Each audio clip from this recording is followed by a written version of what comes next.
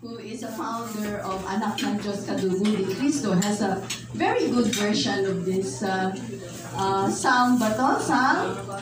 which is, may I quote?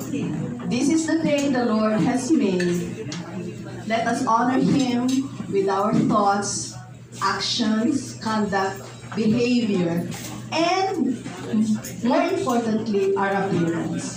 So, let us rejoice. Can I call Pastor Ron to set the pace of my lecture?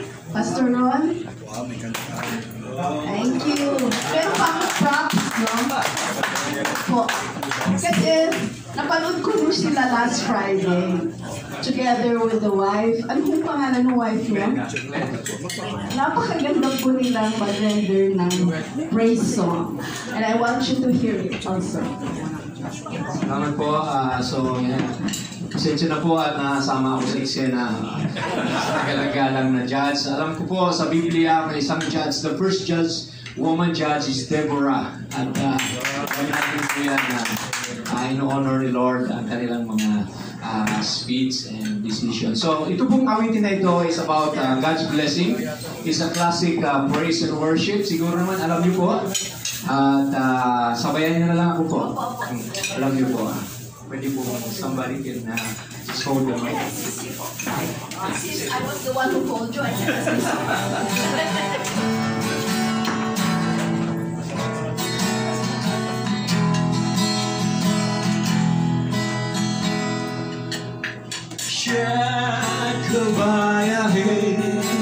be burdened. Leave the load of guilt and shame.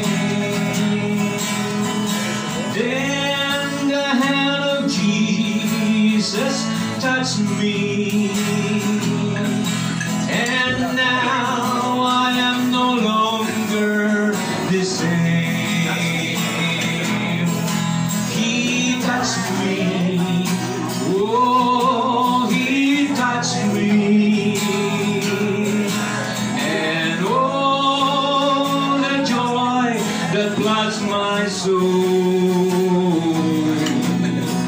Something happened, and now I know He touched me and made me whole. Since I met this blessed Savior, since He cleansed and made me whole, I will never cease to praise Him. I'll shout it while eternity rolls. Oh, He touched me, Jesus touched me, and oh, the joy that floods my soul. Something happened, and now I know He touched me and made me whole. Yes, He touched me and made me whole. God bless you, everyone. So let's give a hand to Pastor Ron. Thank you. Unrehearsed po yun. Surprise number po niya yun. So that's how good Pastor Ron is. Pastor Ron, thank you so much. So I'll start my lecture. I am really very happy that you're here. But let me thank the Catholic Christian leadership for Capital Christian leadership for this invitation. Hindi po to Christian-centered leadership. Christ-centered. And Christ-centered leadership, as Mang Dave would like to propose. Di po ba, Mang Dave? Thank you for being here, Mang Dave, despite the fact that I really know it was difficult for you to come here just to listen to me. Now, anyway, thank you also to the president of the Capital Christian Leadership, CCL, President Igor, and most of all, I would like to thank that gracious and lovely lady who's seated at the back, Madam Hilda, who prodded, earnestly pushed me to be a speaker today. Thank you so much. And of course, thank you also, ladies and gentlemen who are present here to listen to me talk about my topic, Enjoy and Be Glad of God's Blessing. Now, I want to talk of laws, but I asked my husband, what will I talk about in a very good atmosphere such as this forum? And my husband told me, matanda ka na, alam mo na kung anong sasabihin niya dyan. So, sabi ko, bakit kaya ganun ang statement ng asawa ko? Dati-dati, kung I will ask him his advice, he will tell me directly what correct advice would that be. But pero sabi pa niya, word of caution, huwag kang nagsasalita doon about spirituality. Na kasi lahat yan expert in spirituality and they are leaders on their own rights. Meron silang churches and they lead the church, and that will give you an inkling how good they are insofar as the verses of the Bibles are concerned. So naging insecure ako, naging inadequate ako. Lalo-lalo na ngayon nakikita ko si the elegant lady, Miss Chong Bian. I had the opportunity to see how awesomely good lecture. I attended one of her lecture one time, but I could not remember it because of my age already. But what I remembered is the good delivery of her speech at that time. So I feel very inadequate looking at you, ladies and gentlemen, especially in the presence of Pastor Jojo, who always says that he has a problem financing before, Pastor, wala ka ng problema. Kasi pinost lahat ni attorney sa Facebook. Ko. At pati mga clients niya nandito upang to chip in. Pero anyway, thank you so much. I would like also to have a special mention of the presence of the ever generous and I say unsung philanthropist, P.T. Oka Garcia Paniero in the Rotary Club. And I'm also confronted by the fact that the presence of the 21 Minutos are here, in the person of Bishop and Pastor Tommy. And also, I feel inadequate when I see who is a very good poet. I had the occasion to see her deliver poems, which I could not do. Okay? Thanks. Ma'am, I salute you. You're very... Now, nervous ata ako ngayon, ano. Pero, ba ako, attorney? Wala na.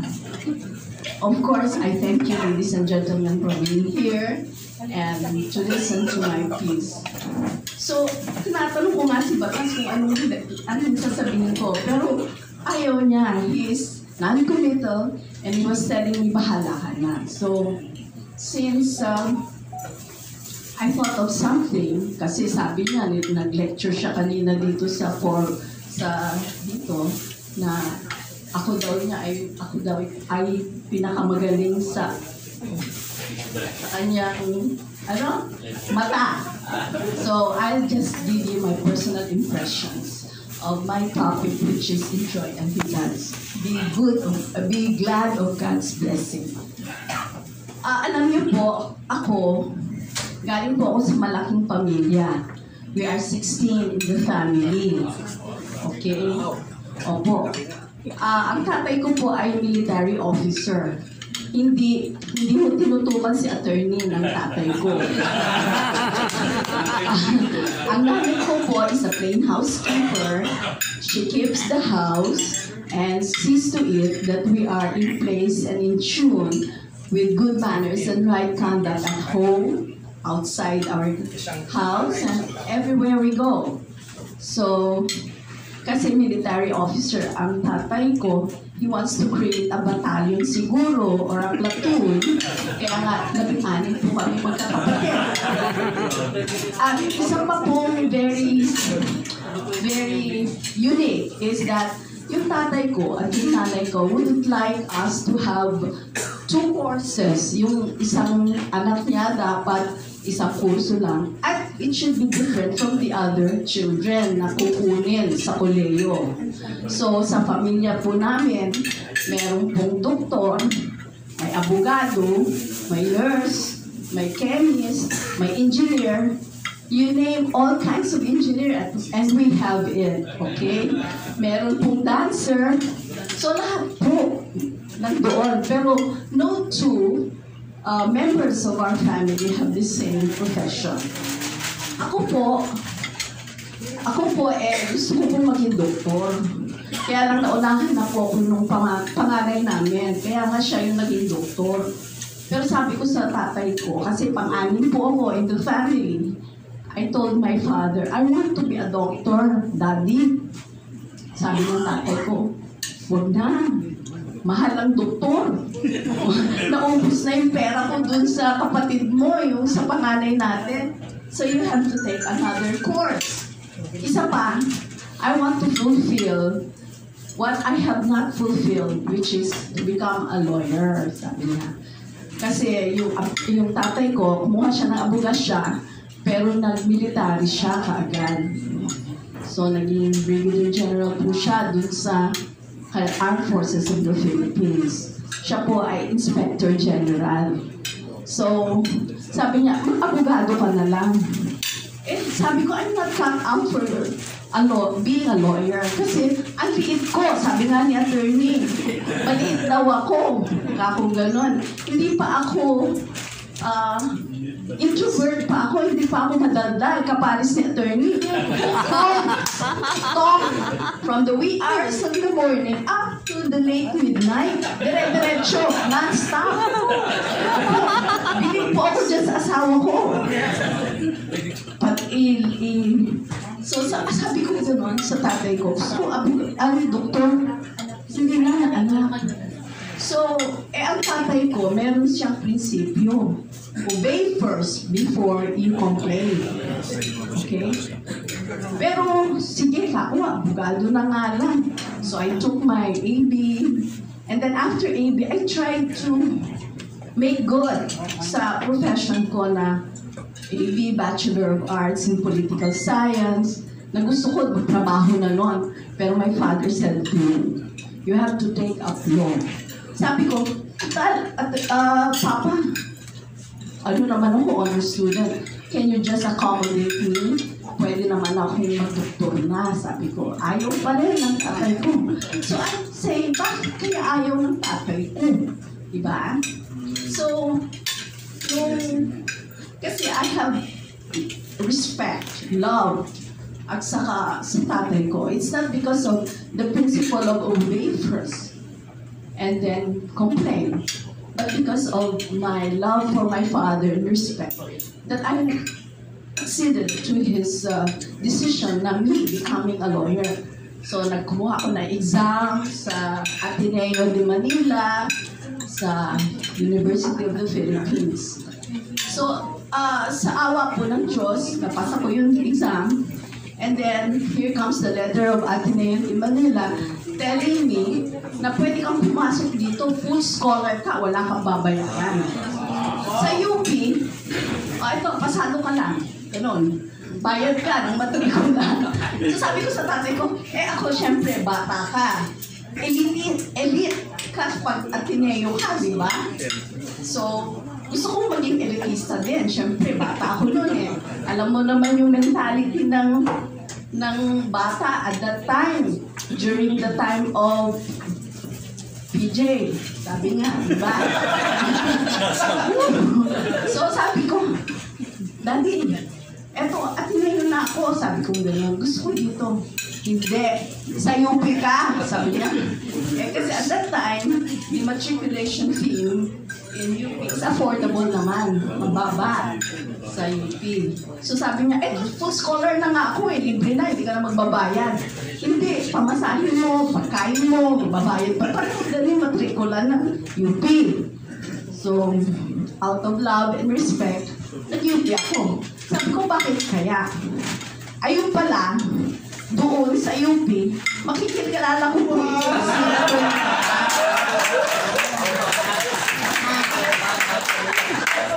at that time po, di ba, Pastor Jojo? Ako, tapos naka-bell button pa.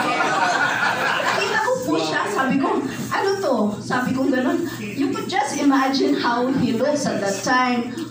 During that those days na yung afro kulot po yan ang kapal ng buhok, so buhok kaya gano'n yung buhok niya, pero ngayon wala na po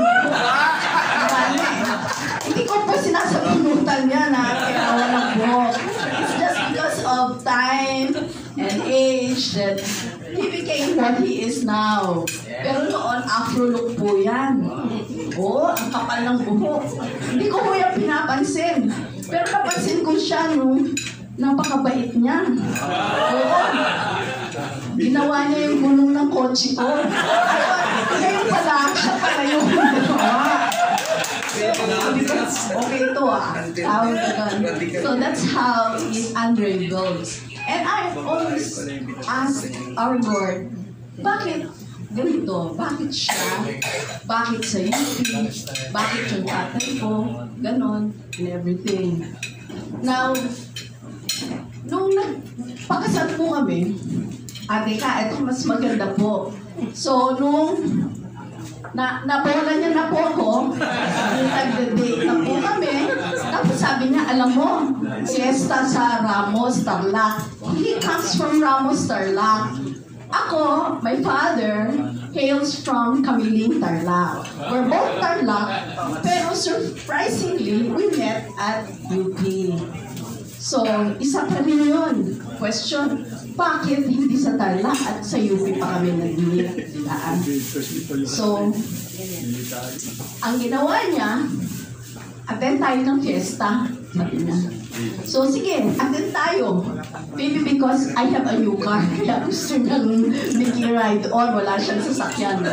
So, sige, punta tayo. Pagpunta nun, namin sa Ramos Tarlac, I was surprised. Surprised ako, attorney, andun na yung si Judge Martolino Marcos and wants to conduct a marriage ceremony. Ano gagawin ko? Diba? Na-hostage na ako So we got married there. Civil marriage po kami. Strategist so, ang next problem namin is my father. Alam niya, military officer yung father ko. So, how will we have to deal with your father to tell him that we're already married? Sabi ko, problema mo yan. Kung gano'n, stage mo ko di ba? So, but he had the courage to go there and ask my father for my hand. Although my hand had already been handed to him in silver platter. Could you imagine that? So, yun po. Nagsabi siya, kinasal po kami. Now again, I say, why him? Okay?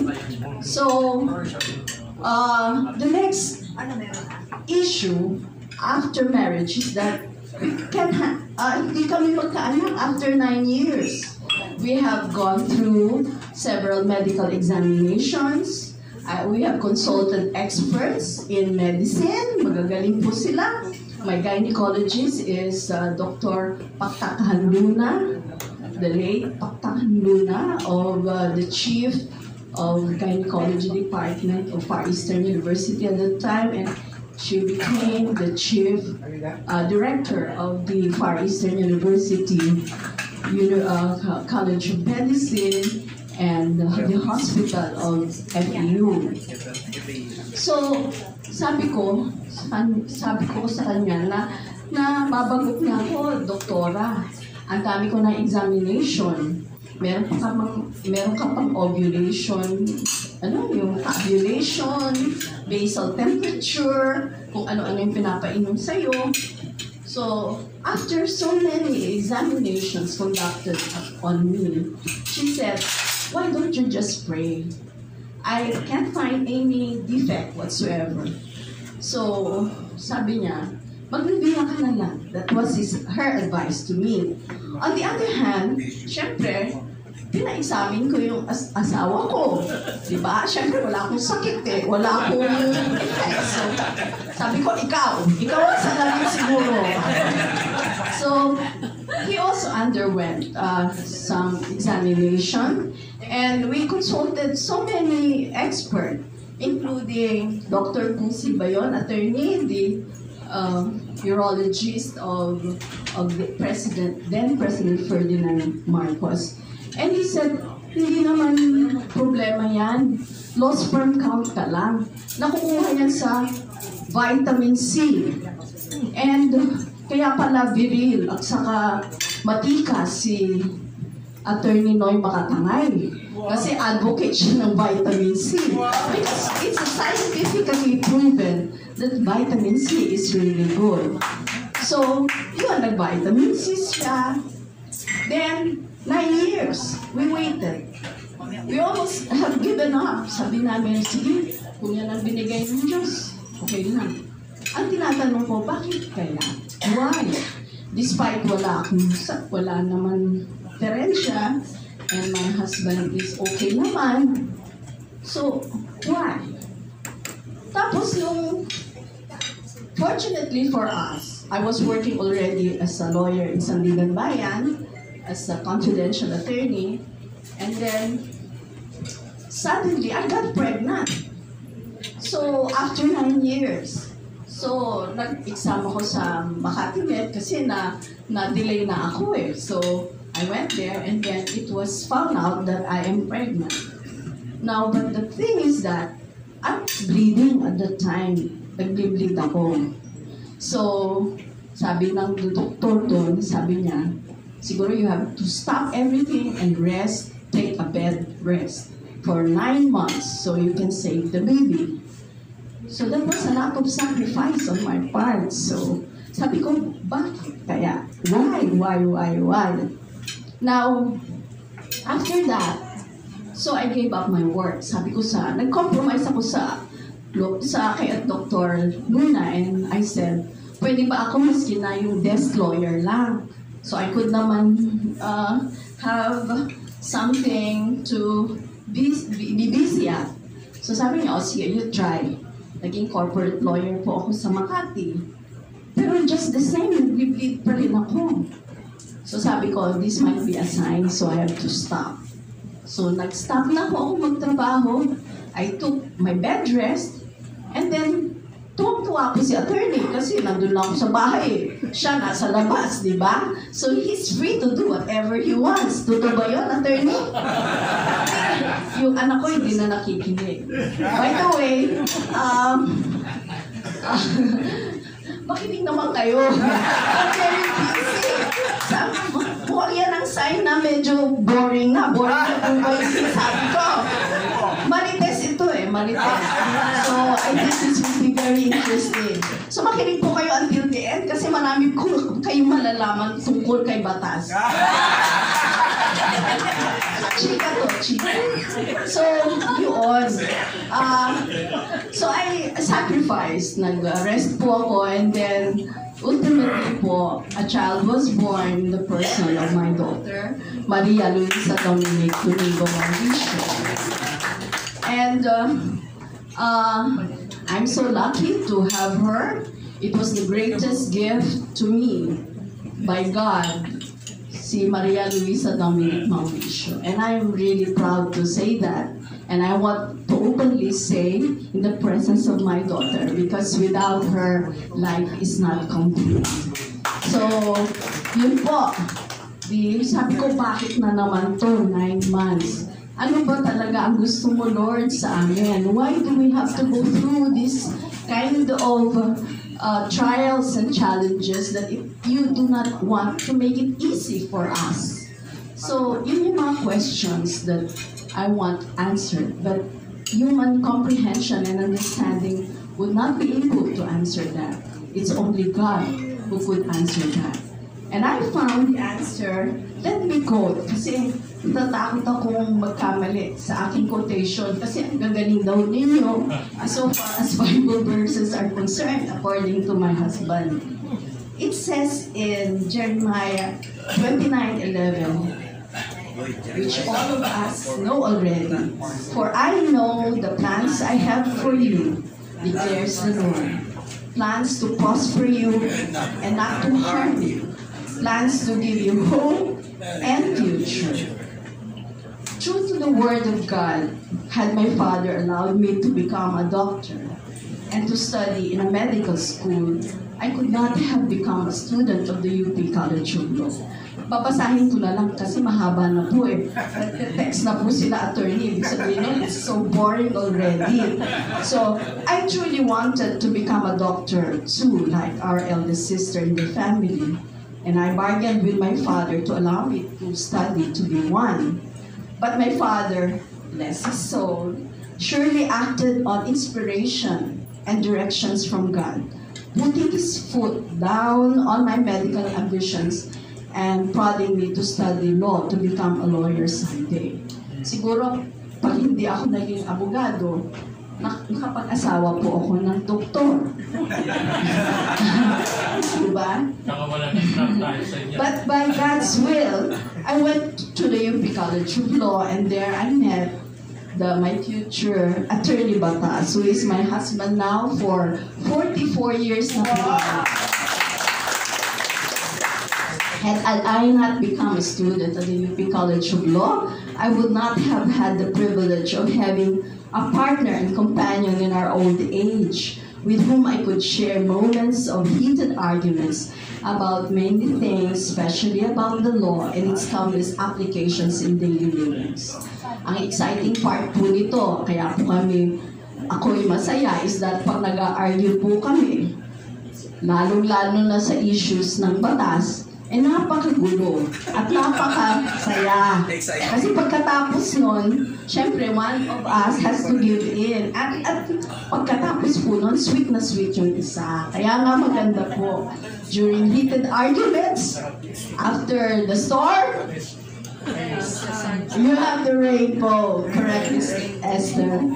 So, true to the word of God also, without the 9 years waiting period for our daughter, we both could not have been matured enough on how we would manage our married life in preparation for the coming of the most beautiful gift God has given me, Maria Luisa Dominic Mauricio, who is a state solicitor of the Office of the Solicitor General and has the rank of judge. Pero hindi pa niya nasa-surpass kasi siya judge po ng Municipal Trial Court pa lang, ang rank, being very young. Ako po, Metropolitan Trial Court. Now, I would like to say something about my daughter since I'm very proud of her. And maybe you could invite her also to speak one time to give an inspiration to you, ladies and gentlemen. She graduated speech communication at the UP College of Law, the UP Speech Communication Department, magna cum laude. And then she finished her Juris Doctor at the UP College of Law with honors also. And she took her Master's of Law degree at the Columbia University, New York, with distinction. And she is a member of the board of New York Bar and the Philippine Bar. So she is an Esquire. Tawag po sa kanya, Esquire, and she is authorized to practice in several parts of the states of the United States. Okay po. But more importantly, she's still single! Meron po kayong pwede i-join. The door is open. Okay? Maganda po kasi pag maging lola, di po ba?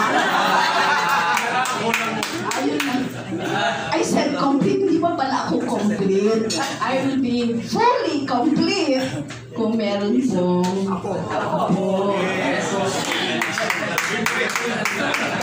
Stato po kayong lahat, So, okay, and finally, true to His word, our Lord brought Attorney Batas and I together to complete the 100% genes to make up the DNA of my daughter.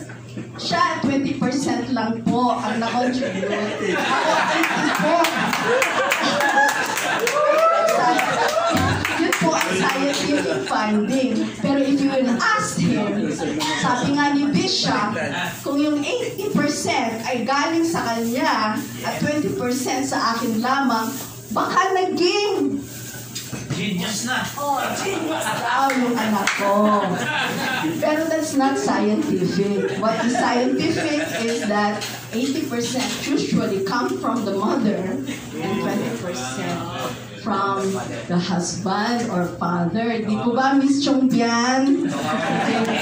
I feel inadequate kasi all attention sa akin ni Miss Chongbian who I look upon, especially when she speaks. It's really very touching and very inspirational.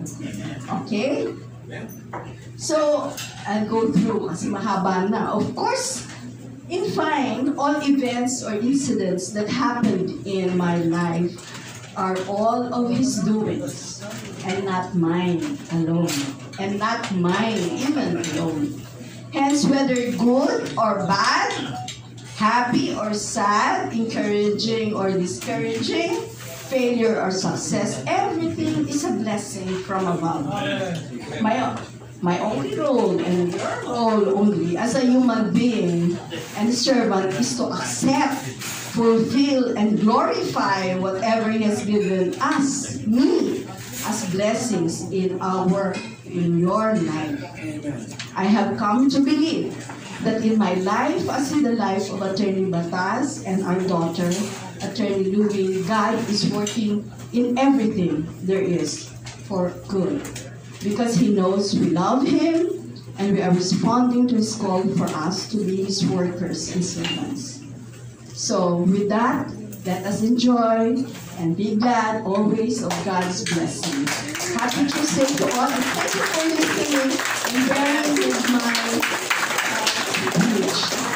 Okay, thank you so much. Thank you.